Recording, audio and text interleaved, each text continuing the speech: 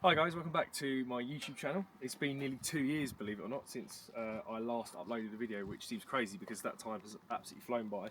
But then I had an Audi TTS, which I got rid of very quickly after doing that last video, and purchased myself one of these, BMW M2 Competition, which is what I want to talk to you about today. I want to talk to you about why I got that car over the TT, why I got rid of the TT, and also the fact that I am now selling this car. Yeah, hopefully give some advice or maybe answer any kind of queries you might have about the car. It's not going to be a mega in-depth technical review of the car. I think first thing to talk about is the fact that I actually wanted an original M2 at the time, but because of the age of the car when I was looking, the original M2, they weren't eligible for PCP finance, which is what I've done with this. So it made sense then to go on to the newer car because you could get cheaper monthly payments, and that's sort of the honest reason why I did that. I wanted to go for the original M2 because of the sound. It felt a bit more raw, but this car actually has surprised me quite a lot. Initially, I didn't 100% get on with the sound and the sort of feel of the car because I was really pining after that original M2 experience, and the cars are very different. But actually, as time's gone on, I think I prefer this to what I had sort of set out to buy in the first place. So it's been the right decision for me. So yeah. So just to discuss the exterior kind of upgrades from a comp to an original M2, and actually just a 2 Series in general, I think the first thing to start off is with the front. You've got a much more aggressive grille and kind of front apron, which looks really menacing. This car's been fitted with the Icon LED headlights, which you can see there. So they're not like the full angel eyes headlights that you get with a lot of BMWs. The wheels, something that a lot of people when the car came out criticised as being quite ugly. I really like them. I think they look really aggressive and quite unique to the M2 Comp and sort of competition BMWs in general. Chris Harris sort of says the joke about, well, they add the competition bits on and ruin the wheels, but no, I think it looks really good. It's been widened at the front and at the back. Actually, hang on, let me go around this side. You can see how much wider the back of the car is. I appreciate it's mega dirty. I did actually get this car cleaned earlier, but the car is really wide. It's much wider than a normal 2 Series. It kind of makes it feel like a completely different class of car when you compare it to, say, an M240i. And at the back, you've obviously got the quad tailpipes, which are not particularly loud. That's one of the sort of downsides initially, but as I've sort of maybe got a bit more mature and grown up, you don't necessarily want to be being ridiculously loud all the time. So actually it's probably not too bad an issue. And I hate to see a lot of people block out these reflector strips here at the back. I think that adds to the wideness of the car, but they've had to put them in there to obviously meet regulations. So yeah.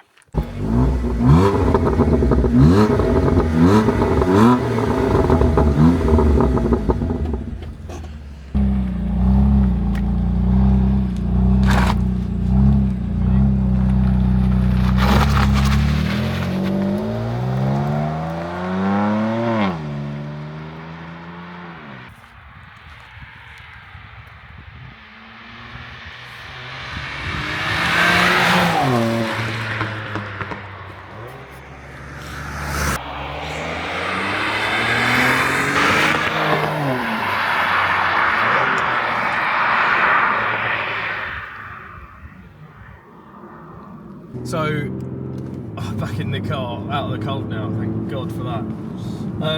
So yeah, this is the M2 Competition. The car that I've owned for the best part of 2 years now, and I have to say it's been absolutely fantastic. It's the best car I've ever owned, which is good because it was the latest one I've ever owned.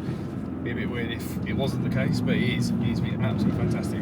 Compared to the TT that I had before, I mean, I thought I knew what fast, good kind of sporty cars were, but there's not a patch on this.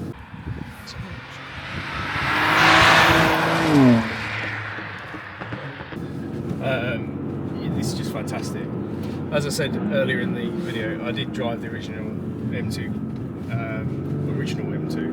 and even that, compared to this, I know a lot of the people at the time said there wasn't much difference in performance, but there is significant. I think the main thing that you feel is the torque. The torque from this S55 engine is immense. It doesn't arrive right down low in the rev range where you might kind of expect certainly a 6-cylinder BMW to have torque. You kind of have to wait till about 2,500 RPM, but then it just absolutely flies. You never really, especially on the road, use the sort of power of the engine, the 410 horsepower. It's that torque figure, the 405 foot-pounds, 550 newton meters that you just feel all the time, just there. And it's just fast, I wouldn't believe. It's not life-changingly fast, but it is bloody quick. And it's a thrill to drive. That's the thing, the main thing about these cars is you could argue they're slightly, I wouldn't say dangerous, but they're leery. There you go, they're leery. If you went for, you know, a Quattro or an RS Audi versus this, you're going to have more kind of security around the way this car, or around the way that car drives. But with BMs, they're a lot more leery, and I think that does attract a certain type of buyer, which is again kind of why the insurance premiums are so high on these cars, because you do probably have a bit those idiots who drive them, a bit like me. But you know, they're a lot more fun than your more sort of safe kind of Quattro Audi or whatever you have. So in terms of the ownership of this car, it's been, yeah, as I say, nearly 24 months. It's been really good. Hasn't gone wrong once, other than it was an exhaust misalignment or something like that, which apparently is very common on these cars, which is a warranty item, because I bought it from an approved BMW dealership. So they fixed that, otherwise that would have cost me the best part of $4,500, which was a lot. But in terms of actual maintenance, this car has just required servicing. It's been really, really good, very reliable. The only thing that isn't good is the fact that I'm a currently 26-year-old man, and unfortunately the insurance company doesn't like you if you drive around in a 400 horsepower BMW. So the insurance has been, for me, has been really steep on this car. That's something I would think about and definitely look at before you go anywhere near looking to purchase one of these, if you can, because that's what caught me out. I probably didn't do my homework enough on the insurance, and yeah, it's significant, which is frustrating. And even now, bear in mind when I got the car I was 24, I'm 26 now. Even now it's in the twos of the 2000s of how much I'm being asked to pay for the insurance.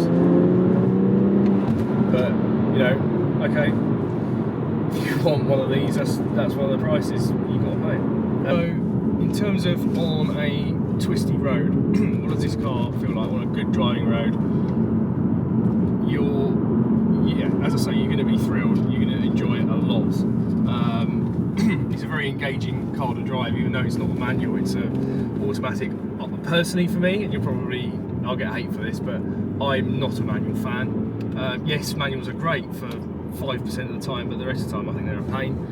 So I wanted a DCT car, which is what I've got, and that, because of the paddles, it gives me enough engagement to satisfy that sort of side of driving. So the only thing that does kind of let it down, though, I would say, is the steering. It hasn't got this kind of, yes, the steering is sharp, but you can't really feel a lot through it in terms of, you know, what the front end's doing a lot of the time. I've never really pushed it that hard on the road. You can't really, but you've been going around a corner and maybe kind of realised that you've understeered, especially when it's weather like this. You're kind of, the front's pushing, but you can't really feel it through the wheel. So that's a little bit of an annoyance. Certainly in the car that I'm getting to replace this, as I'll come on to, that isn't so much of an issue, and that's kind of part of the reason. Again, the kind of the connectivity between the road and what you're doing. Right now, that's kind of what I'd want more than this just raw speed, and kind of it's quite a blunt device, I'd say. Again, probably going to get hate for that, but that's just how I honestly feel. I think the other thing as well is the specialness of this car. Yes, it is a fantastic, it's probably, in my view, one of the best, certainly this recipe is one of the best BMW kind of templates you can get. It's what you would call a proper BMW, but it doesn't feel that special, if I'm being honest with you. It feels special when you put your foot down, yeah, for sure. But in terms of everyday driving, it is just, I mean, it's just a 2 Series with a bit of a harsher ride. Maybe that's not very fair, but because it's not a bespoke sports car, it's based on just a normal 2 Series. It's yeah, it does the everyday well, but equally you kind of lose some specialness because of that. I'll be honest, I don't drive my car every day. I work in London, so for me having a car is more of a weekend thing. So that for me was sort of another reason as to moving away from this car. In terms of straight line speed, yes, on paper you'll go 400 horsepower. Oh, this car's way more than that, but I'm not sure how you can really use much more power than that on a UK road. I mean, literally, that is like, I mean, it's savage. You probably think like what are you talking about? This car's way quicker than this, but this car just feels so fast. And every time you put your foot down, it's like, you have to be bloody careful about what you're doing. In terms of what this car is and what's under the bonnet, you've got a S55 engine, which has been taken out of the M4. BMW say it's been detuned, but really, I don't think it has. Certainly if you put this car on a dyno, it's got very similar power to a fully fledged M4 of the era, the F87 or whatever it was. No, this is the F87, sorry, it's the whatever, ignore that part. But yeah, so yeah, in terms of the engine and gearbox, they're essentially M4 components of the generation that this was around. And then you've got the front end, I believe, is also from an M4, and it's a much more high-tech kind of suspension setup than the original M2. It feels very, very different to drive. One gripe of mine is the ride quality. It can be really hard in this car, I find. I don't know whether that's just me being overly sensitive, but it feels very like there. And if you drive a Porsche, you've got the damping of a Porsche is very like it's firm, but it feels like a kitchen cupboard, like soft closed kitchen cupboard. When you slam a soft closed door, it's firm, but then there's sort of like an edge to it that's kind of, it just rounds it off a bit better. This suspension's quite crashy, which is fine, but then you've got to be very careful about where you are, potholes and things like that. It can do damage, as unfortunately I did find out once. So I had to have part of the components of the suspension sort of replaced and alignment done. So again, kind of detracts from maybe the fun of driving it around these sort of dark, damp UK roads, because if you go steaming on into a pothole, you could damage the car.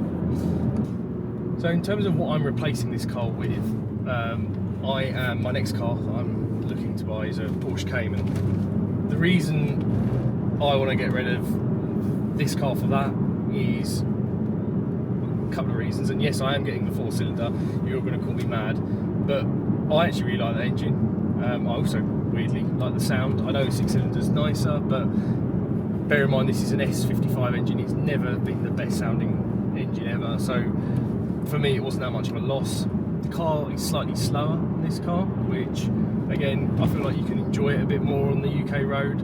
Certainly I remember my TT was a lot slower than this car. I felt like I could exploit that car a little bit more than I can this car. I feel like, I'll be honest, sometimes a bit afraid of what it might do. You've got a bit more kind of security with the Porsche, you've got more grip, the engine being over the middle of the car, which again adds a bit more confidence when you're on roads like this. The damping's a lot better, the ride's a lot better, the suspension setup is a lot better. So therefore, and the main thing for me was that feel. I find it very hard to describe what that is, but there is a definite difference in the way the response, the information you get back from the car is a lot higher quality in the Cayman. So therefore I drove one and it was a sort of a no-brainer. I have enough equity in this car that I can then move it on. So that's what I am doing. So this is probably, by the time this video goes out, this car would have gone. This is one of my final drives, unless I crash it, of course, in which case I may be stuck with it for a lot longer. So yeah, so all in all, my ownership of this car I've loved every minute of it, and I would highly recommend this car to you. I just think that now, for me, what I want out of driving, especially working in London now, and not sort of leading the everyday sort of side of things, that kind of the next thing is the Porsche. So that is why I'm moving that on.